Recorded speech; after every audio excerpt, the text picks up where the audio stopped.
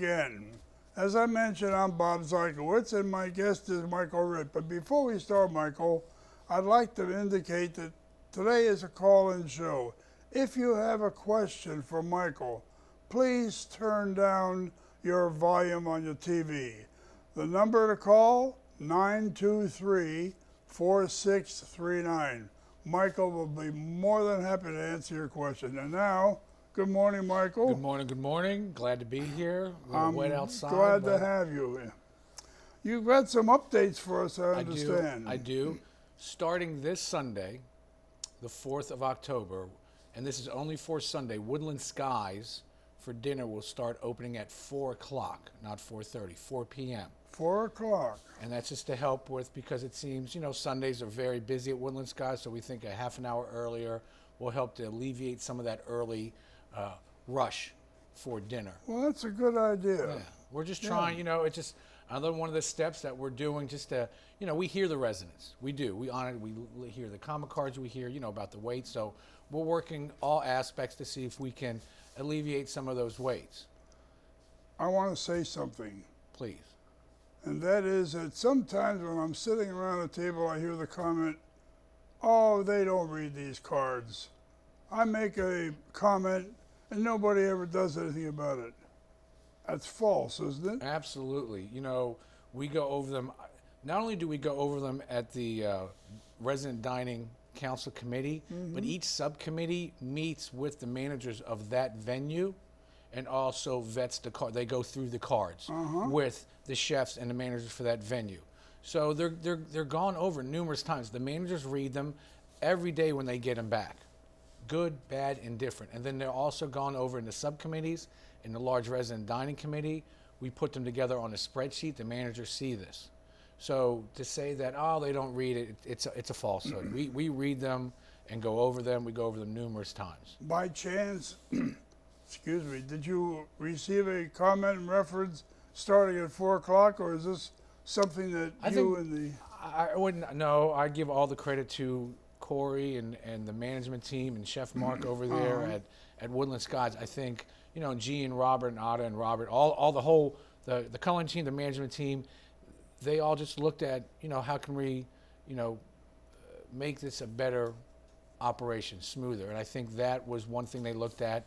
They made sure that they had the staffing, that they could operate, open it up a half an hour early, and they saw that they could. Oh, I want to make something perfectly clear.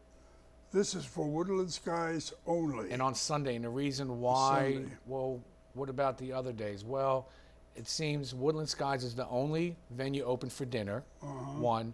Two, it's a Sunday, so the student employees don't have a problem getting to work. Okay. There's no school. So that's why we looked at Sunday. There's a lot of issues on Sunday, so we said, how can we fix the situation? So this is from 4 o'clock until the regular closing time. The closing time has not changed. Okay. Right, just the opening time. And Sunday only, Woodland Skies only. So another announcement. Just one other thing. Yes, sir. 923-4639. I just want to remind our viewing audience. We're here for calls. That you're here for calls. I'm here for calls. On the 9th, Friday, a week from tomorrow. 9th of October. Yes, sir. Okay. Woodland Skies will be closing for lunch only, and that is due to a marketing expo that will be going on in the lobby and the dining room of Woodland Skies. So just for lunch, just Friday, it'll be closed. And communication will go out. We'll put communication out here on Channel 6, on the Village Bridge. We'll put it on the resident menu and flyers. It'll be well publicized. Yes, sir. The 13th, Tuesday of October, is Chef Robina's Evening with the Chef. Fantastic menu she's put together. It's almost sold out. We have a few more seats left. You can make reservations down at the dining admin office. That's where Phyllis is. Phyllis is on vacation, so either Min, who's the catering manager, or Lee will be down there. And I think we have a few more seats left. That's right across from the medical center and town center. And then on the 28th of October, I know no one likes this day. It's National Chocolate Day. I don't think it's a favorite around here. I don't think people really care about that. But we're looking at doing something special to celebrate National Chocolate Day. in all venues. Yes, we're This looking would at. be- Well, we're looking at if we could do it in all venues, or if we'll have some. We'll do some kind of celebration for all the chocolate lovers out there. We'll make sure of that. I think that's nice. Yeah. People are not going to go for that. No, are they? I don't think that's. I don't think it's. We gonna are be being received well. sarcastic, aren't we? A little bit, a little bit. But things are going, we've started running some new options on our chef highlights. And of course, everybody knows we're now serving filet mignons in Jefferson, Woodland Skies, and Fireside. And, I get, good response from the residents. I had a resident tell me best steak she ever had in her whole life. And I said, thank you. And the chefs really take pride in that. And I think, where else can you go 7 days a week if you wanted 365 days a year and have a filet? I was going to say the same thing, that I wonder how many other retirement communities offers what you all offer, the steak every day. And it's not just, we're doing new salads, new seafood. Yeah. We ran the Reuben sandwich down at Woodland Skies that just was received fabulously. Mm-hmm. We're doing different salads. We have the spinach, feta, and strawberry salad down there that people like. You're going to see different pastas as we move forward. So I think I know the menus have gone out and the residents have seen the menus and they've been received well. There have been some questions asked, and understand that nothing is written in stone. Now, with these menus change, not for a while, obviously, because we want the residents to have, a chance to sample them all, and also for our culinary teams to get acclimated to preparing them. And then eventually will we introduce, the chef specials again? Absolutely. Mm-hmm. As time moves forward and the program is received well and the residents get to try all the menu items, we'll introduce the chef specials again, because I know the residents enjoy those as well. I want to go back to the Chef Robina's dinner. Yes. First of all, Chef Robina is assigned to which? Chef Robina is the chef for the Jefferson dining room. Jefferson, okay. Chef Robina has been with us, I think, and she'll let me know, but about 14 years. 14 years. And she's worked I think she's worked in every venue through her tenure here. Fantastic job. Runs a great venue down there at Jefferson. They do some really neat stuff. They're doing the composed plates now. Again, you can get the filet. I think she's doing the jambalaya, and they're doing the bassa francese. So there's, again, not only do you have the buffet that you can go up to, but you have the composed plate as well. So, like you said, you tell me a retirement community where you have that option. Yeah. And when it comes down to it, at the end of the day, it's you all. I don't want to sound corny, but No, it is. It's you're not. that's what we're here for, is Sure. the residents to make sure that your needs are met in the dining venues. I was thinking in terms of what is Chef Robina going to feature on her night. I don't have You don't have the menu with me at hand. I know it is down at, and I apologize for not having that menu with me, but it is down at the desk when you sign up. Okay.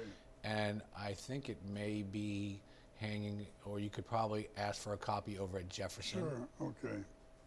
So the clue there is go over to Jefferson and they will let you know. Okay. And we always have the menu up advertised Sure. in the dining admin office. Bassa francese, which you mentioned before, what is that? It's just we ignorant. it's like egg battered. Bassa's almost, it's a mild fish. We put it's a Atlantic fish. It's a fish. Yeah, Okay. I'm sorry. Yes. Seafood, okay. Seafood. It's a mild flavored, flaky, and we fried a little. It's a little egg batter that it's fried up, and then we serve it with Oriental vegetables and some rice. Fried up in the French style. Yeah, it's like a light egg batter, Okay. lightly fried. It's not bad. I don't know if anyone else shares my curiosity, but when you mentioned Bassa Francais. I said, hey, what is that? So I thought I'd ask. Sure. And again, I always tell the residents any questions that they have, just let us know. That's what we're here for. 926-4639. Don't forget, this gentleman right here to my left will answer any of your questions. Give us a call. But, to go moving forward, I think, we've opened up the kitchens to some tours, and I think some of the residents have come on, and I think kitchen tours are coming up again. I'm not sure of the dates, but you can check with each dining room for that. And I tell her, we do have a call. Good morning, you're on Channel 6. May we have your question, please? Yeah, I want to ask Michael. The salad bar in the cafe is usually backed up halfway around the halls. Why does it have to be that? Can we have more than one or two people in there to serve salad? Well, thank you for your call. we're definitely going to look into that and see if we can put more staff behind the salad bar. And also a couple things we're looking at is if we could maybe prepackage certain salads like house salads, Caesar salads, even maybe a chef salad, so like a grab and go for those who are taking it carry out, so that could alleviate, well, if I already know you have a house salad ready for me for carry out, I can get it. Well, you're revealing something new here. Well, I don't think it's new. I think it's nothing that we're going to do right now. It's something that we're looking at down the road. This wouldn't be something that's happening right away, but something down the road that if we could possibly, to alleviate the, as the caller said, the log jam, the backup on the salad bar.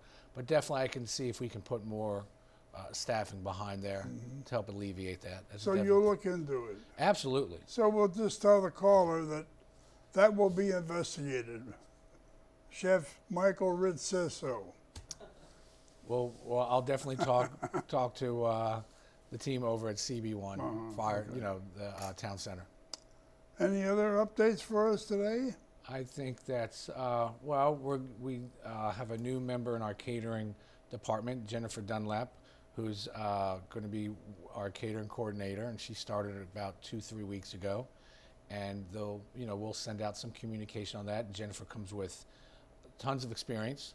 She comes from Colorado, where she was doing the similar job, and she brings a lot of experience with her. She's definitely just jumped in, hands and feet first, and is doing a great job. And I think it's going to be a true asset to the team. Oh, wonderful! We'll have to have her on the program. I think we're planning on that. We're going to plan on that. So, let's discuss the new menus throughout the community here. Okay. Do you have any further innovations?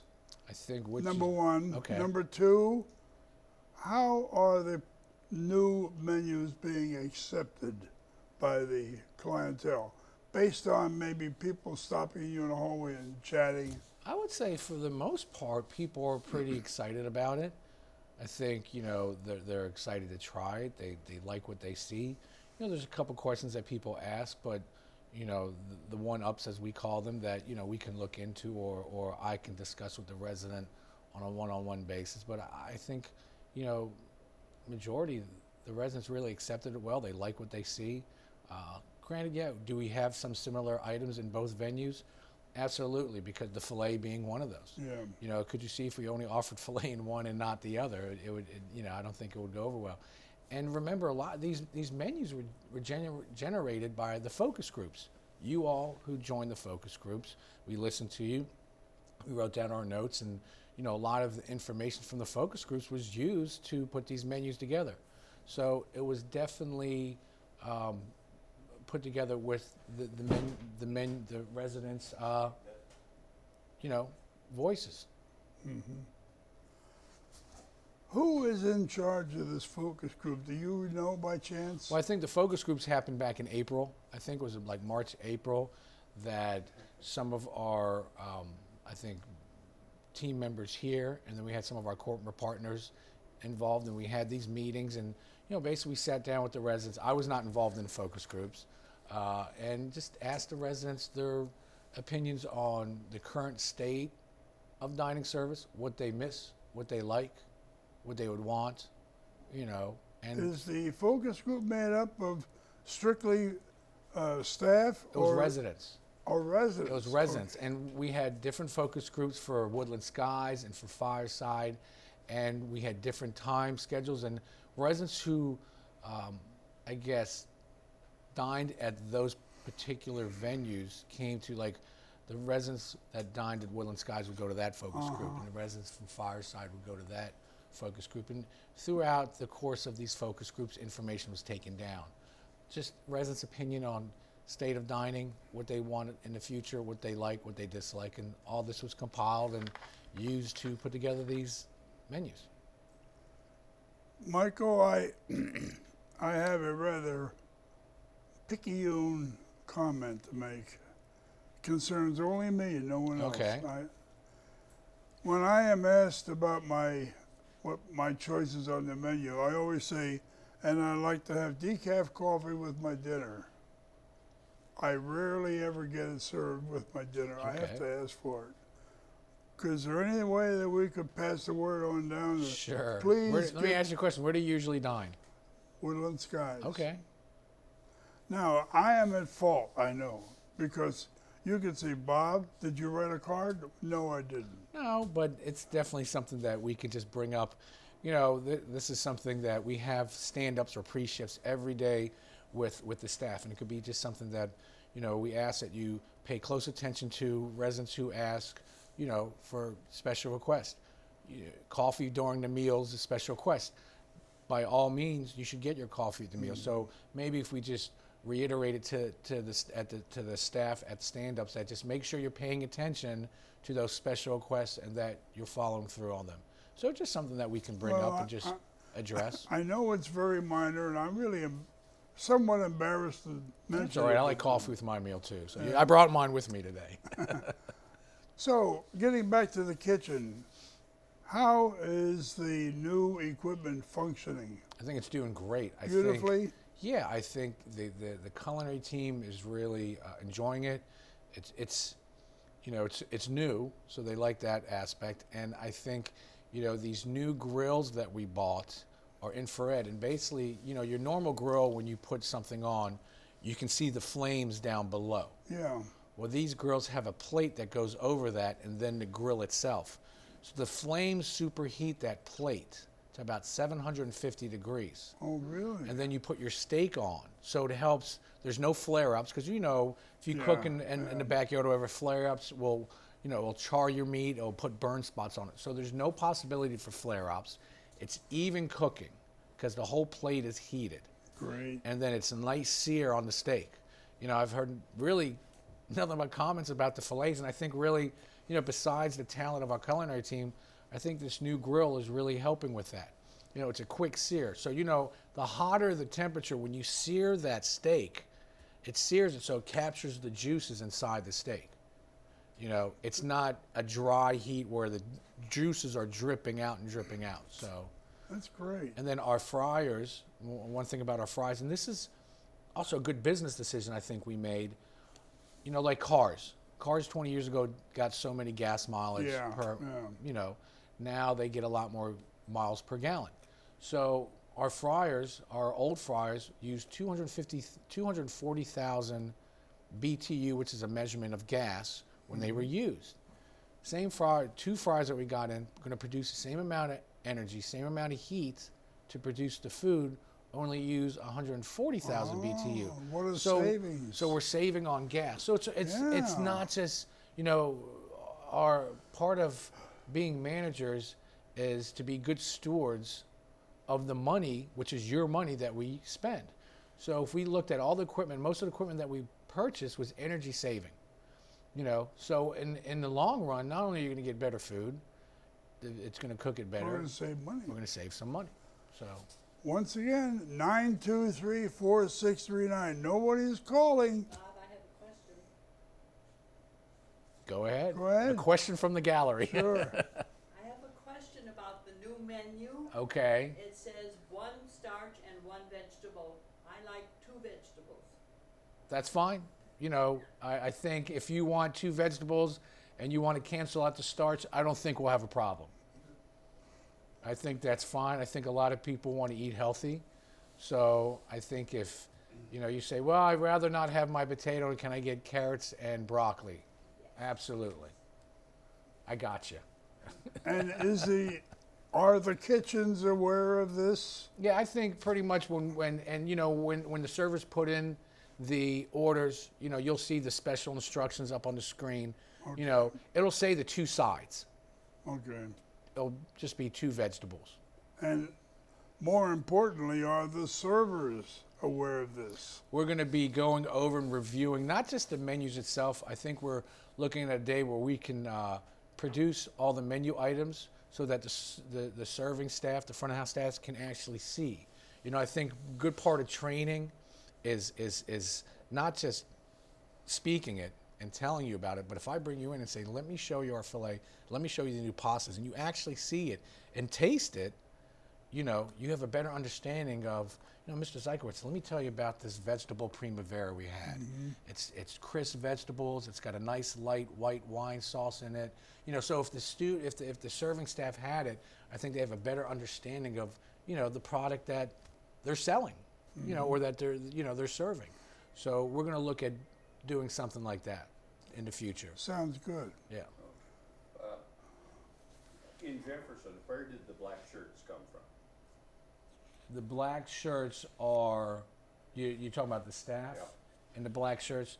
That is just some assisted employees that we brought in just to help, you know, while, you know, we have some staffing that we're bringing on new staff. So to help with, you know, to fill that void in the short temporarily, that we're using some temporary staff. Okay.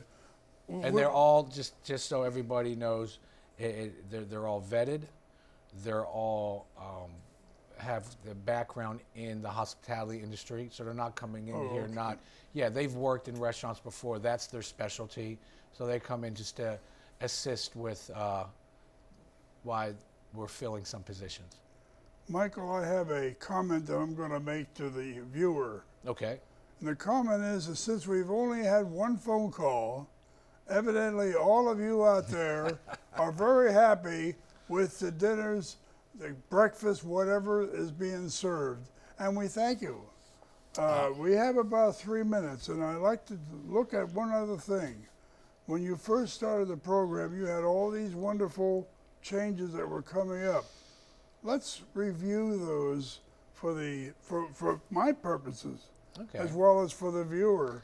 I think a lot of things, the big thing in the front of the house, we've seen the staggered seating, and I think our assistant dining director, Lee Long, is going to be on next week, and she's going to dive more into that to explain that. But the process of that is, with this new form of production for the food, we're cooking a la minute, which is cooking for the moment, which is cooking when the order comes in. So we want to pace the orders coming in. Obviously, if we brought in 100 orders into the kitchen all at once, it would be a log jam. So if you're like, well, I just want to sit down at the table, well, then you'll just be sitting at the table for 45 minutes while the kitchen gets these 100 orders out. So it's just a process of the residents getting used to the seating and how the program is going to run. Other things we've done, we've moved our soup and salad service into the kitchen. That is no longer done in the side stations, but it's done through the culinary team is doing that, which is like it is at a regular restaurant. Obviously, the equipment was a huge thing, and I think that went well. We've introduced some new chef highlight items that you've seen, and every week we're going to start introducing more so that the residents get to sample that, and the culinary team gets to work with it. Michael, that's great. Yeah, so little changes here and there. Just give us again a brief rundown on what the new kitchens do and what they look like. Because you had some real cogent points. What we did was, you'll see a lot, when you come into the kitchens now, what you'll notice, I think you came in on a kitchen tour and you noticed that there's a lot more space. We've consolidated the workspace for the culinary team so that they don't have to take a lot of steps. I turn around from the grill and I can put the food right in the hot window so it can go out. I don't have to take those extra steps. Teams are closer so they can work hand in hand together. We streamlined it with upgrading equipment. All the equipment is, like I said, energy saver, top of the line. We did a lot of research on it. We put refrigeration underneath the equipment. All the equipment has refrigeration. So now you can keep your stuff, your product that you're preparing right there. You don't have to run over this refrigerator. You don't have to run over that refrigerator. So everything, we made everything one step. We've made it that the function of the whole production is a lot smoother. We streamlined it. We've upgraded equipment. We put more space for, selling the in the kitchen. And we brought the soup and salad station in there so that all functions of the meal period happen in the kitchen. And I'd like to end this little conversation by the fact that you pointed out that we are now saving money with the new equipment. Absolutely. Oh, So sure. maybe over a 10-year period, or 15, this will all pay for itself. I think in the gas savings, absolutely. In the long run, like you say, 10, 15 years, with the savings that we're going to probably make on the gas, will definitely help to pay for it. Michael Ritt, thank you ever so much for being here. I thank you for this having morning. me here. Oh, it's great. I look forward to, hopefully, that you and I be on And I'm going to make sure again. you get your coffee at your dinner. I'll bring it out there myself. So now I do have some announcements to make.